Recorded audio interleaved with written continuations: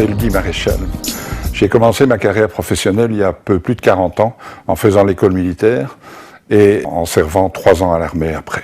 J'ai quitté l'armée, je suis devenu courtier en assurance, j'ai été approché par l'équipe d'Albert Frère où on m'a demandé de devenir patron du département assurance.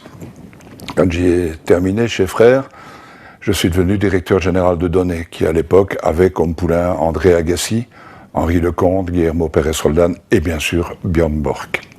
Puis j'ai créé mon affaire, petite affaire où j'importais des meubles, des pièces anciennes, des pièces d'architecture en provenance d'Inde, de Chine et de Corée.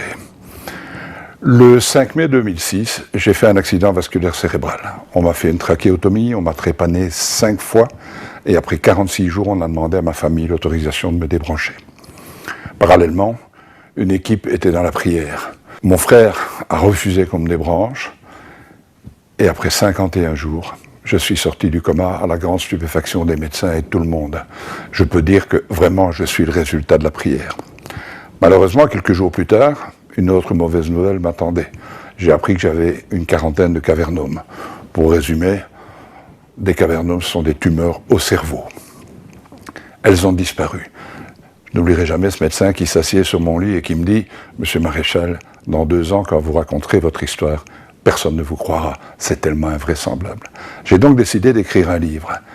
Et j'ai demandé au professeur Dion, un des plus grands chirurgiens cardiaques au monde, de faire la préface de ce livre. Et il écrit textuellement « Personne n'est jamais sorti vivant d'une hémorragie méningée massive du tronc cérébral.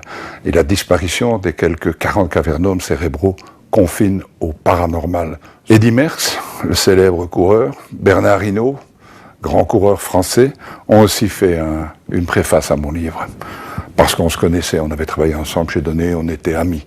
Je veux que ce livre soit pour vous un message d'espoir, parce que ce que Dieu a fait, parce que c'est Dieu qui l'a fait, ce qu'il a fait pour moi, il peut le faire pour vous.